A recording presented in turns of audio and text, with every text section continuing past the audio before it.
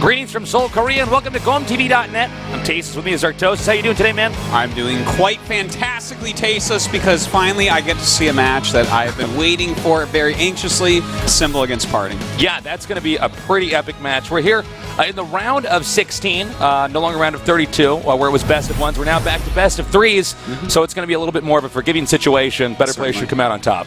That is right, Tasteless. And it's kind of a round-robin type situation. It's not like the groups we had before, so we're going to have one best of three from every single group playing today. That's right.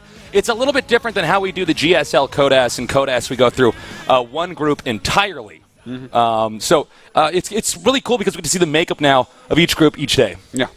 And that definitely gives you a wide variety of players to look at. And it also does allow the players to prepare a little bit more for each match. And we've had a ton of epic games here so far. The TVTs especially. Well, innovation is sick. I tell you, there's another TVT today, Tasteless. Two of them, in fact. But the one that I'm talking about, Bomber against Flash. Yes. The Hellbat nerf isn't coming until, I think, tomorrow morning. So I know, isn't that this funny? Is Bomber's chance. This is Bomber's Ehan timing to just slaughter Flash off with just a ton of medevacs full of Hellbats. You know, Bomber, if you guys missed the games, it looked like he was behind. He kept making Hellbats. And I guess you can do that right now in TVT.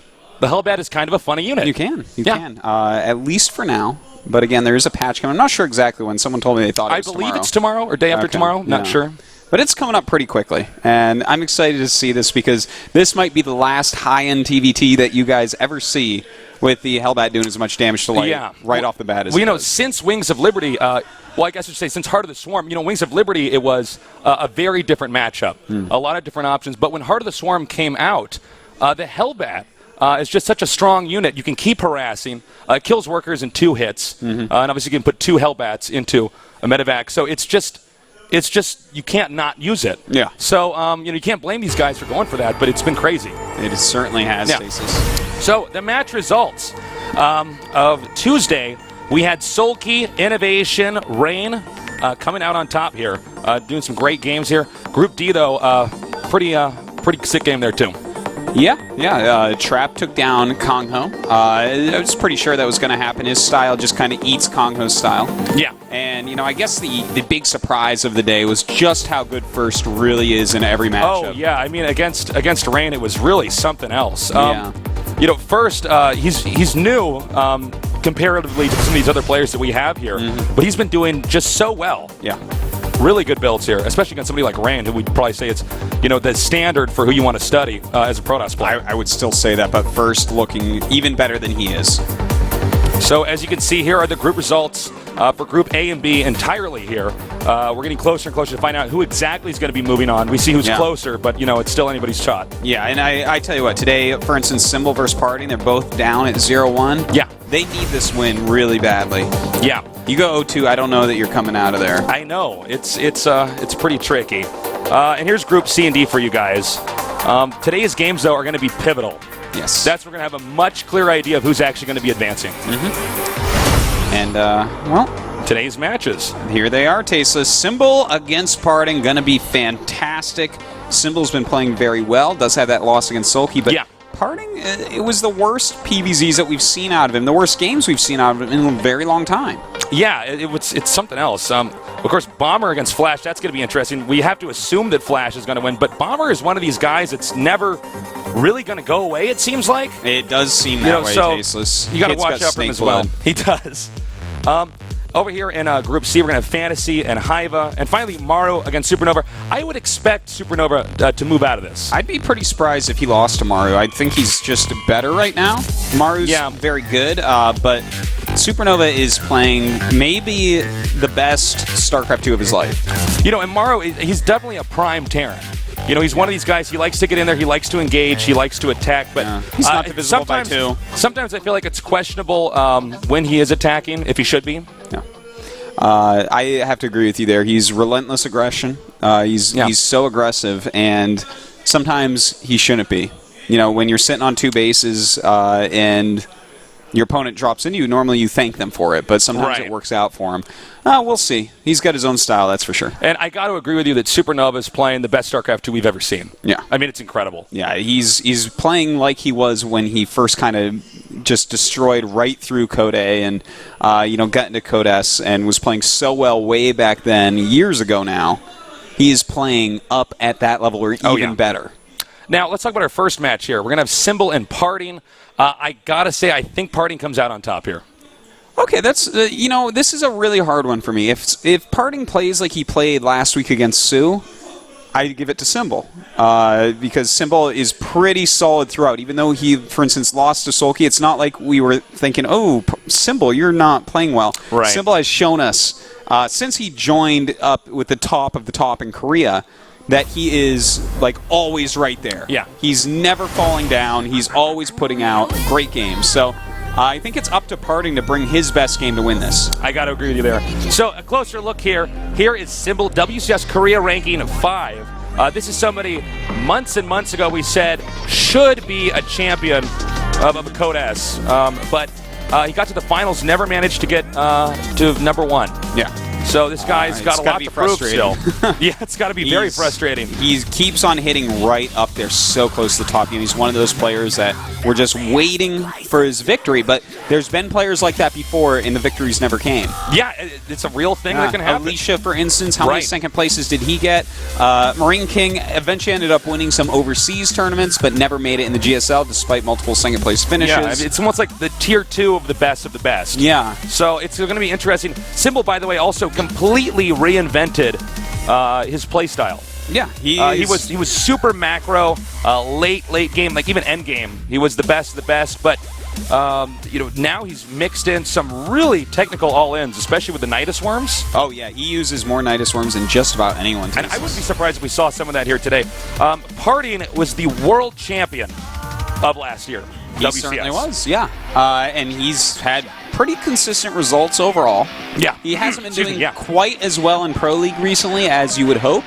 But, it's that there's a lot of his games out there for people to study, and I think that's something that's taking its toll on him. But as we see here, he had a very bad loss to Sue. He did actually lose to Supernova in that first round. Supernova played very well, but it wasn't, again, Parting's absolute best play. No, it was not. Parting is somebody who's got his builds down to the T. Oh, God. Yes. We'll be casting his games. We'll say, well, I think in about, 7 minutes and 20 seconds. What was the timing on that push that he had? Which, the Immortal push? Yeah. That was like 8:50 move 8:50, yeah. It's like, all right, watch. It's 8 minutes, 50 seconds, and boom. Yeah. Every time he'd push out perfectly. Yeah. And when you see other people try to do the build that he invented, they'd be pushing out sometimes even like 30, 40 seconds later with the exact same unit comp. I remember specifically many top-end Protosses missing his build by a lot. But, Protosses have caught up quite a bit. He's still amongst the top. Can he show it here, though? Yeah. Competition's getting more and more close now. Mm-hmm. As this game's getting more and more figured out. Okay, so these stats here, these are not, we didn't mathematically pull them from any of the games. We pulled the esports journalists in Korea and asked them to rank these attributes for each of the players. Then we took the average and put it here now. Yeah. And as you can see, some of these numbers you really have to agree with, like 91 for Parting on offense. Right. He is one of the best attackers. Yeah, he's got some of the absolute best Protoss micro in the whole entire world. The guy is so completely deadly, and PVZ, I think, is even what he's become known for now, which is hilarious because he actually had, for the longest time, the best PVT in the world. Yeah, it's pretty crazy. Yeah. Now, our map is going to be Star Station. Now, Star Station, the third base is actually very hard to hold. Yeah. Especially for Protoss, but for Zerg as well. The third base definitely is going to be the focal point of this game if it gets to there. Like, that's going to be the point where the whole tempo of the game is decided. If Parting tries to take a third base, which he doesn't necessarily need to do, he can do 2 base timings. Sure. He's very good at them. But if he does Symbol macro up and try to break him? Exactly. Another thing to keep in mind is if we get past the third base part of the game, the fourth base for both races is actually even harder to hold. So we could see some timings. One of the players might say, I don't want to go into the late game here. Yeah. It's certainly a possibility. It certainly is tasteless. Well, I'm pretty excited. I'm ready for this match. I do have to thank our big audience here today. I know we got a lot of nerds coming down here today. Thank you guys for coming down. Yeah. They're clapping. If you can hear if you can hear that, you have to believe us. They were clapping. So you guys made that up. Entry to our studio is free. We're in the new studio now at Samsung Station in the Gangnam area. So just come on down. It's a lot of fun. It certainly is tasteless. Well, we do have both the players in the game now. This is a piggybacked broadcast, so it's actually on GameNet production. Obviously, we're here in the GOM studio, so these are GOM cameras, but we got to wait for whenever they're ready, and when they are ready, we'll get into this. You know, I'm very interested to see which Protosses are going to make it through to the next round. Yeah. Because, you know, Rain's 1-1, Trap's 1-1. First is killing it. Like, he's getting out of that group. He's probably the best P in the world at this exact moment. And you know what's funny about it is they're all playing very differently. Oh, yeah. For entirely different It's funny, styles. too, because in StarCraft 1, it was the same thing as well. All the top Protosses, they were not like each other. A lot of times when you see the top Terrans, I mean, I feel like in StarCraft 1, and a little bit less in StarCraft 2, there was a right way to play Terran. Yeah. And definitely a wrong way. But with Protoss, you're seeing now so many different play styles. There's it's really interesting. If you're a Zerg or especially a Terran, there's actually a roadmap built for you on how to be one of the best in the entire world. Whereas for Protoss, and I think this is part of the reason why there's not as many top end Protosses, because, well, I mean, you can copy one, but it's so stylistic, you know. Right. There's so much. And if you try to copy two, then suddenly you have to have such an understanding. It's like, well, do you play like Party this game, or do you play like Rain? Because one is defensive and one is aggressive. You know, you have to. It's a crazy thing, and to see which of these four completely different styles are actually going to move up is something I'm really just exciting. highly interested in. Now, in this match here, who do you think is going to take the simpler parting? I'm going to go parting 2-1. Parting 2-1. Again, I think it's down to how well Parting plays his game here today. I actually have to go Symbol 2-1. Really?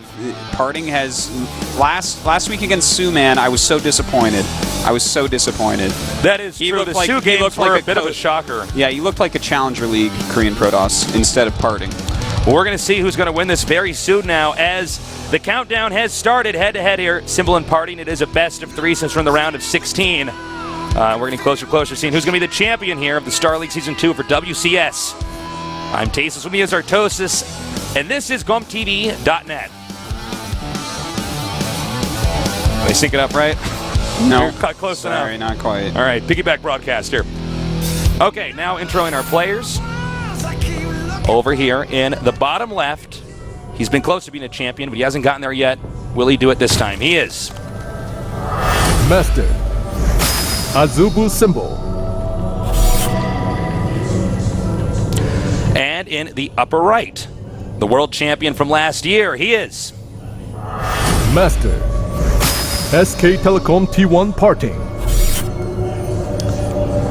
Well, you know, I don't want to read too much into the way people look before their matches, but when we were doing the camera on Parting before we started up, he didn't look quite as calm and confident as he normally does. And he's normally a super confident player. If you see him in interviews and stuff like that. Yeah, like, I mean, if there's zombies outside of my closet and I just have to stay still, but my heart is beating quickly, I just look at Parting getting ready to play a match on my phone. Wait, if there's zombies outside your closet, though? Yeah, like if I'm just trying to be really quiet so they don't find me, and I'm like freaking out because there's zombies outside my closet trying to find me. You know, that's just looking at how Parting looks before a big match. He just looks so confident, so cool. But I didn't feel that from him. Like if I looked at that, I'd be like, look pretty nervous, and then zombies would start clawing on the door. Did we decide that if you were a zombie, you'd be one of the zombies that would still have its lips? Yeah, I would be a lip zombie. You would be a lipless zombie. Yeah, I would be a lipless zombie for sure. That's obvious. That doesn't even need explanation. No, that certainly doesn't.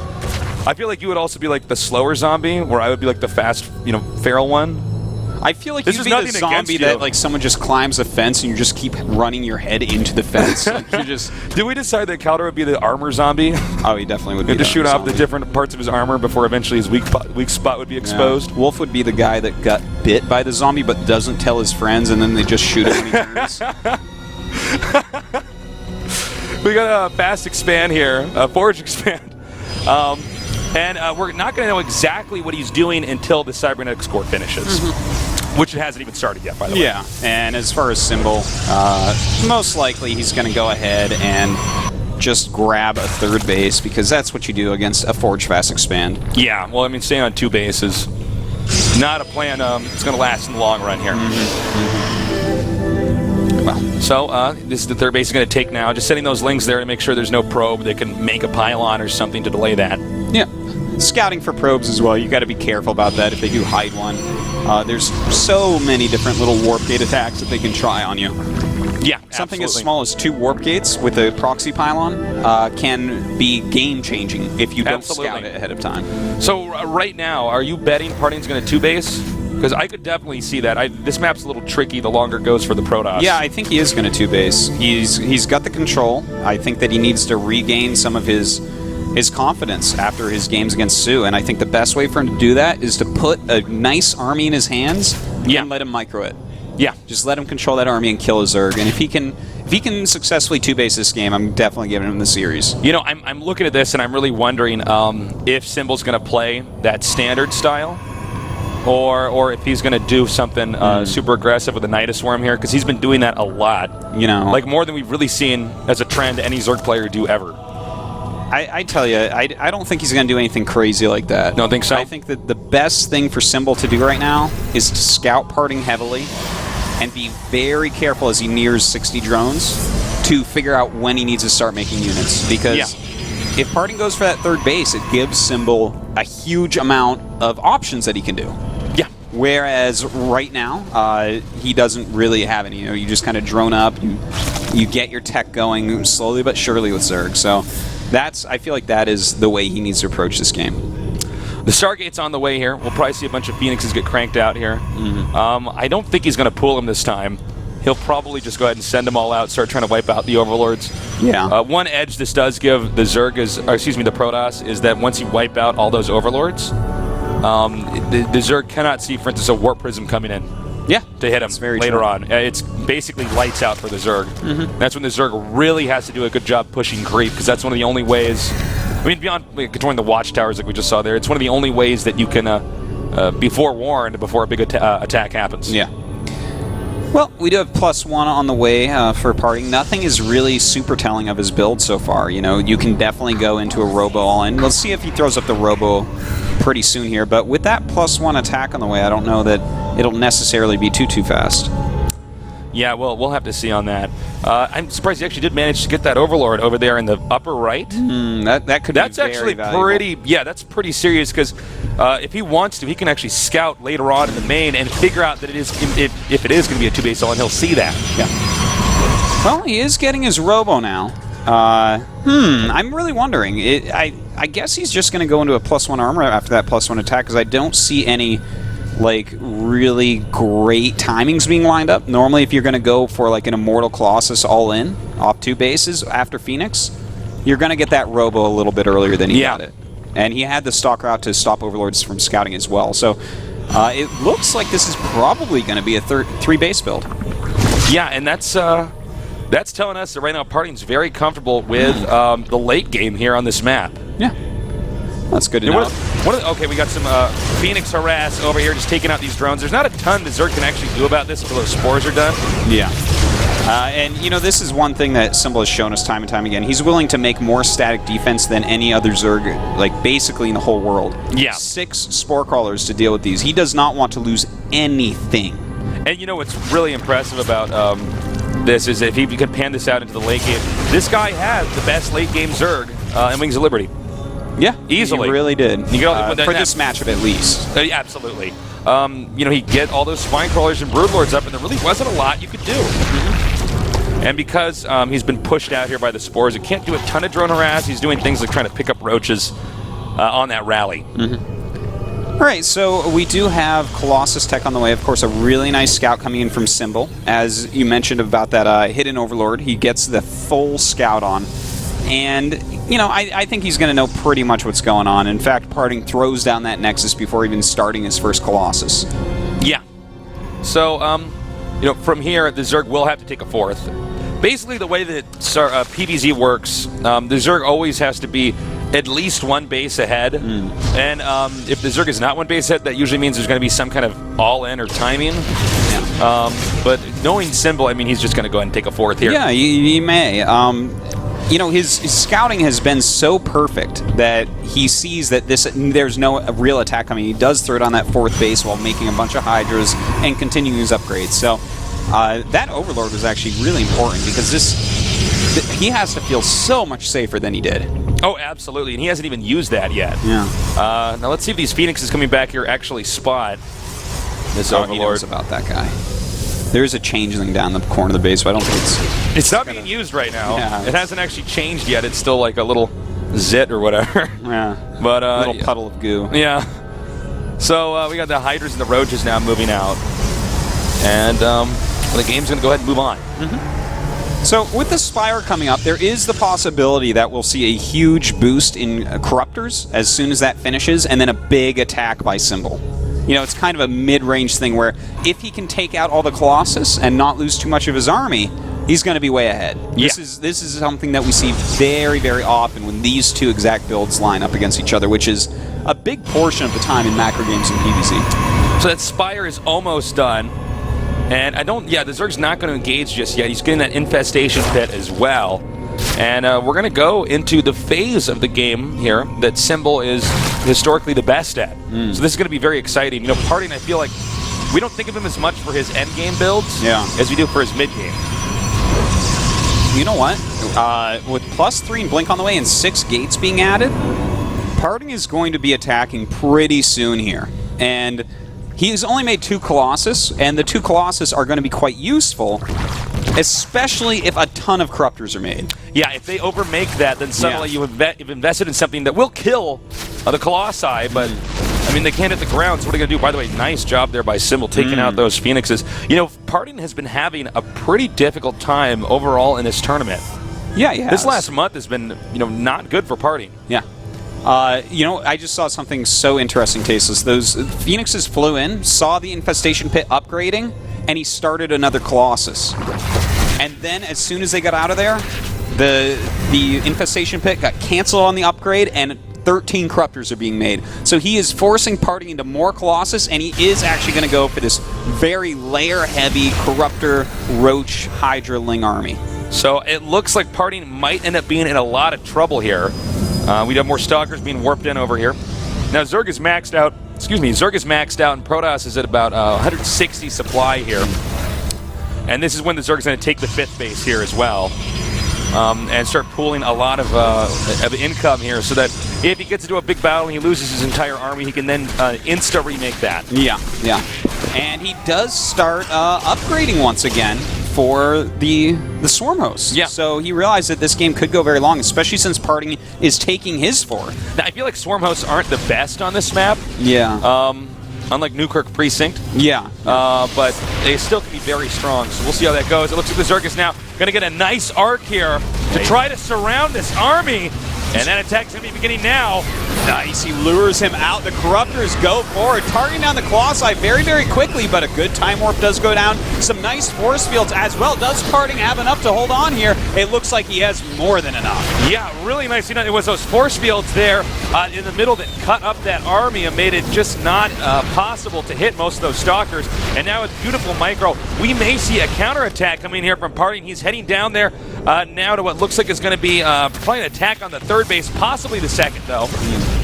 Well, you know what? There are a lot of pretty useless Corruptors out right now. Luckily, he did get rid of all the Colossi, so all these Lings he's pumping out are going to be useful, but they don't have any attack upgrades, so that's actually a little bit sad. Yeah, he does have the Swarm host burrowed over here now, and he's continuing to push forward.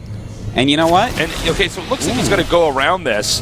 Now, you know, with Blink, those Stalkers can just avoid entirely the Locust, but he can also try to come in here and maybe hit the 4th. It looks like Symbol's already one step ahead, though. With how many Corruptors he has, there's no way to keep an Observer alive against these Swarm hosts. And so oh my god, you know what? That's a really good point. Yeah, there's just no way for him to actually attack in there. He's going to be safe, and Parting realizes this, so he starts speed for Warp Prisms, grabs a 2nd Robo, and gets Zealot Charge, because he realizes he's going to have to harass like a madman and just run around the map now. And this is exactly what you want to do when you have an army like the Zerg does. The Swarm hosts, pretty much, as Artosis said, can't be engaged. Yeah. Okay, like with the Corruptors and the Stormhouse together, you can't really attack into that. So what he's going to do is he's going to attack the main.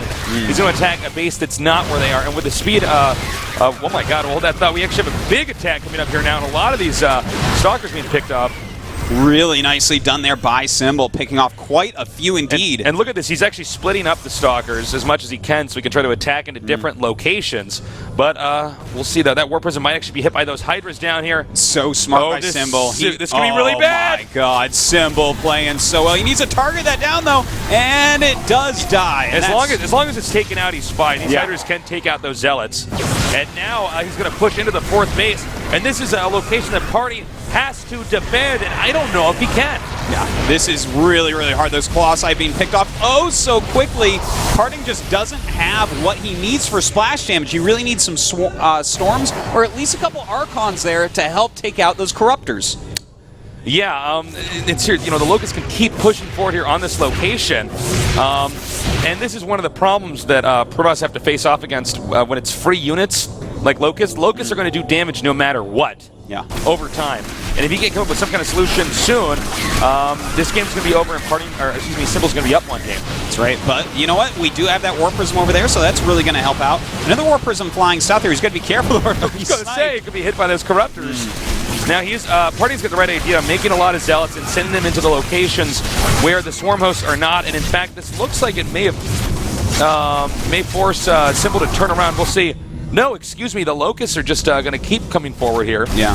He's got to be very careful about this, though, because if he loses all those Swarm hosts, before killing this base at the minimum, he's going to lose the game. So he's got to keep those live, and it looks like he will. I don't think that Parting can really move up there quite yet.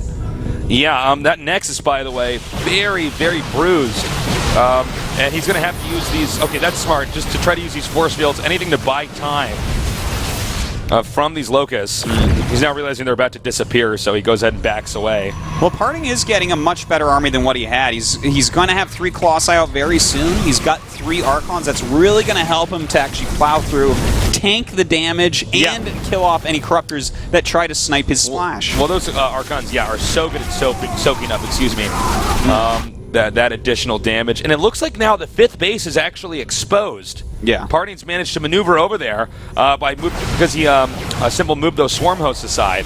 So this base will be taken out. There's no way the Zerg can stop that. And that is one good thing going on for Parting. They are now even in bases and even in supply. This is looking better and better for Parting right now, even though he doesn't have quite the bank, and still Symbol does have a very scary army. Oh God, with 11 Broodlords on the way, that's going to be scary as well. But Parting is playing a very strong game, despite early on taking some damage. Being at a big disadvantage. Yeah. But I think, to be fair, though, Symbol is now in the exact place he wants to. He now has Swarm hosts and Broodlords.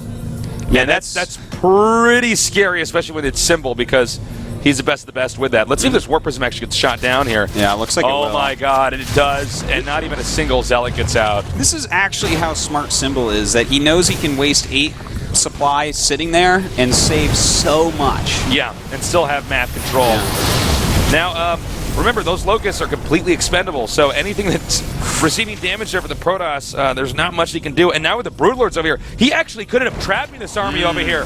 The Broodlings do take up a certain amount of space, and it looks like barely the Protoss army is not going to get away here. And look at the sentries here. You cannot afford to lose those sentries. God. This is a disaster, actually. This is tasteless. This is huge. Parting has made a mistake that we have seen time and time again from pros in Heart of the Swarm. He hasn't remade his mothership core. If that was there with him, he just warps home and he's fine. But very true. That's a huge mistake to ever not have that. Those Zealots, by the way, just barely warped out here. And yeah, without that mothership core, you are not allowed to make a mistake positionally with your army. Yeah. You are not allowed to make an engagement that you can't win. You're barely allowed to poke. You know, this is a really bad situation now for him. He's lost so many of his expensive units, but he's taking his 5th base, he's getting Tempest out, and he's getting Psystorm. So he's getting basically all the tools that you need against Zerg. And you know, the thing about the Tempest is that this is the unit that you have to use against a Zerg that you can't break. Yeah. You need to have something that shoots so far that it outranges Swarm hosts and Broodlords. Yeah, you know, it's looking like a scary situation for Party in a lot of ways, but he's kept Symbol's economy down, and as his Tempest count grows, and he has Psystorm, he has a good number of Colossus, he can keep on fighting. This is actually a great PvZ, by the way. Yeah. This is a really technical PvZ we're seeing here. Yeah, certainly. Now, the question is, can Parting hold this this fourth base, this northern location? Because he has to. He has to. By the way, can you check on your PC how many minerals are at the center right base and the third base? Parting's center right, his third's getting a little bit low, but his center right's very healthy. But hold on, we actually have him. There you go. There's. That's why you want the mothership core. That's the recall that we were talking about before. Very, very important. Now the problem is he's recalled back, so he's safe temporarily. But the Zerg army is like one screen length away. Yeah, from the next location wants to attack. In fact, he's going to go down all the way to the bottom. Symbol is being super mobile with this. He's not giving Parting any time to take count of where he's at, spread his units right, and break through.